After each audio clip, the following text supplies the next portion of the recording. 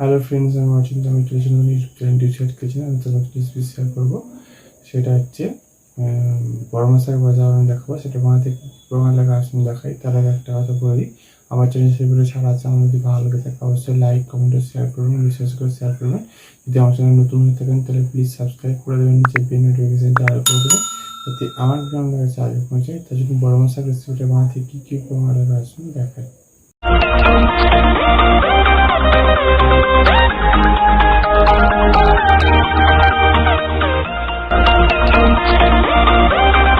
চলুন তাহলে বড় মাছ শাক ভাজা বানিয়ে দেখাবো। সেটা বানাতে কী কী উপকরণ লাগে আসুন দেখাই। তার আগে একটা কথা বলে দিই, ভিডিওটা প্রথম থেকে শেষ অবধি দেখার অনুরোধ রইল। তার জন্য রেসিপিটা শুরু করি। এখানে আমি দেখুন অনেকটা পরিমাণ বড় মাছ শাক ভালো করে ছোটো ছোটো কেটে ধুয়ে বেছে রেখেছি।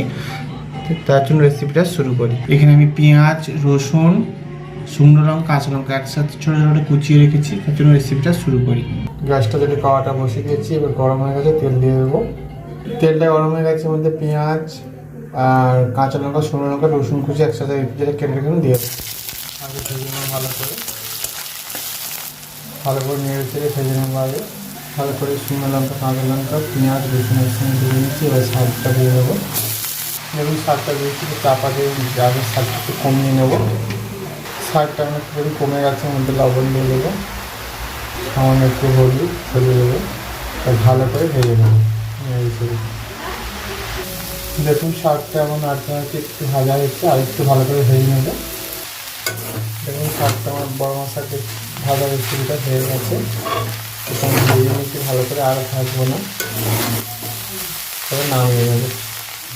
চলুন তাহলে বড় মশলা ভাজা রেসিপিটা হয়ে হয়ে গেছে। এই রেসিপিটা যদি আমাদের ভালো লেগে থাকে অবশ্যই লাইক কমেন্ট ও শেয়ার করবেন, বেশি বেশি করে শেয়ার করবেন। আর প্লিজ সাবস্ক্রাইব করে আমাদের পাশে থাকবেন। চলুন তো দেখা হচ্ছে নেক্সট ভিডিওতে।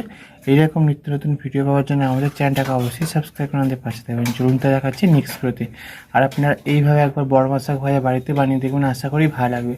তাই চলুন দেখা হচ্ছে নেক্সট ভিডিওতে।